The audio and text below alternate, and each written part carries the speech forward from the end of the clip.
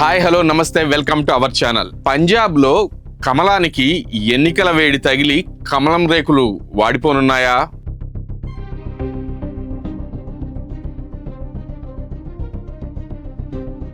ఆప్ clean sweep చేసే అవకాశం ఉందా?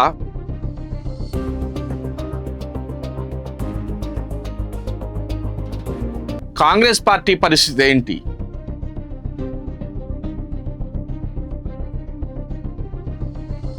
అయితే ఈసారి పంజాబ్లో ఎన్నికలు రానున్నాయి.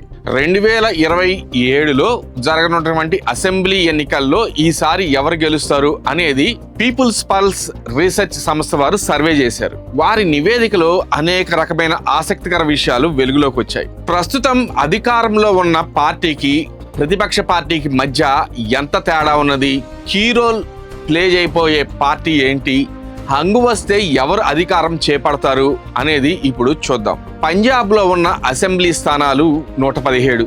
ఇప్పుడు అధికారంలో ఉన్న ఆమ్ ఆద్మీ పార్టీ గతంలో 92 స్థానాలు గెలుచుకుంది. కాంగ్రెస్ పార్టీ 18, అలాగే ఎస్ఏడి శిరోమణి అకాలీదళ్ 4, ఎన్డీఏ 2 స్థానాలు గెలుచుకుంది. అయితే ఇప్పుడు జరగబోయే ఎన్నికల్లో ఎన్ని సీట్లు వస్తాయో ఈ పార్టీలకి పీపుల్స్ పల్స్ సర్వే వెల్లడించింది. దీని ప్రకారం ప్రతిపక్ష పార్టీకి దాదాపు 36 నుంచి 43 సీట్లు వచ్చే అవకాశం ఉన్నట్లుగా తెలుస్తుంది. కొత్తగా రాజకీయ అరంగేట్రం చేసిన వారిస్ పంజాబ్ దే పార్టీ 7 సీట్లు గెలుచుకునే అవకాశం ఉంది. ఇక కూటమి భారతీయ జనతా పార్టీ 2 నుంచి 6, శిరోమణి అకాలీదళ్ 2 నుంచి 4 సీట్లు గెలుపొందే అవకాశాలు ఉన్నట్లుగా తెలిపింది. ఇక ఓట్ల పర్సంటేజ్ కనుక మనం పరిశీలిస్తే ఆప్కి 37% వచ్చే అవకాశం ఉందని, అదే కాంగ్రెస్కి 31% వచ్చే అవకాశం ఉందని, ఇక వారిస్ పంజాబ్ దే 14% వచ్చే అవకాశం ఉన్నదని, భారతీయ జనతా పార్టీకి 8% వచ్చే పరిస్థితి ఉందని, శిరోమణి అకాలీదళ్కు 6%, ఇతరులకు ఒక 4% ఓట్లు వచ్చే అవకాశం ఉన్నదని ఈ సర్వే తెలుపుతుంది. 2021 సెప్టెంబర్ 18న ముఖ్యమంత్రి కెప్టెన్ అమరీందర్ సింగ్ కాంగ్రెస్లోని ఇతర సభ్యులతో విభేదాల కారణంగా రాజీనామా చేసిన సంగతి తెలిసిందే. అతని స్థానంలో చరణ్జీత్ సింగ్ చన్నీ నియమితులయ్యారు.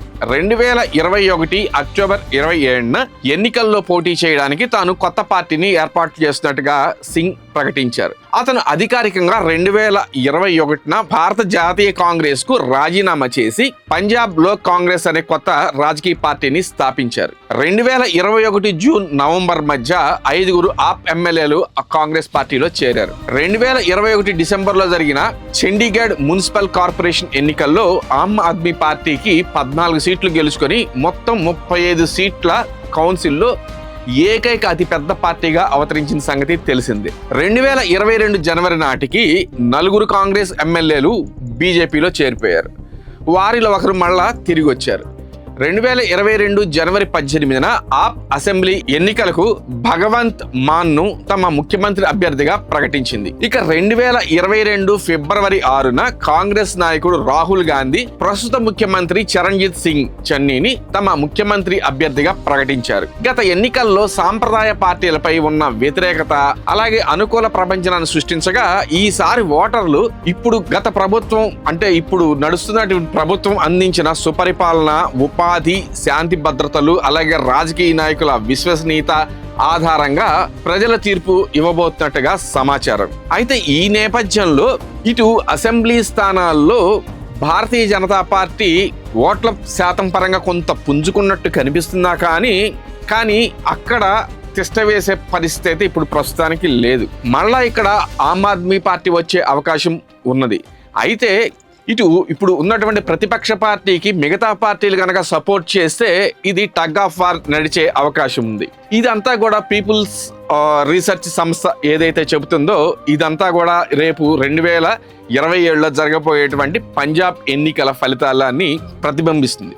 సో ఇప్పటికైనా కానీ ఇప్పుడు ప్రస్తుతం ఉన్న కేంద్రంలో ఉన్నటువంటి భారతీయ జనతా పార్టీ గనక ఇప్పటి నుంచి కనుక జాగ్రత్త పడి, ఎందుకంటే అతి త్వరలో 2027లో పంజాబ్ తర్వాత వచ్చే మనకి తెలంగాణలో కానివ్వండి ఇట్లా కొన్ని అసెంబ్లీలో ఈ ఎలక్షన్లు రాబోతున్నాయి.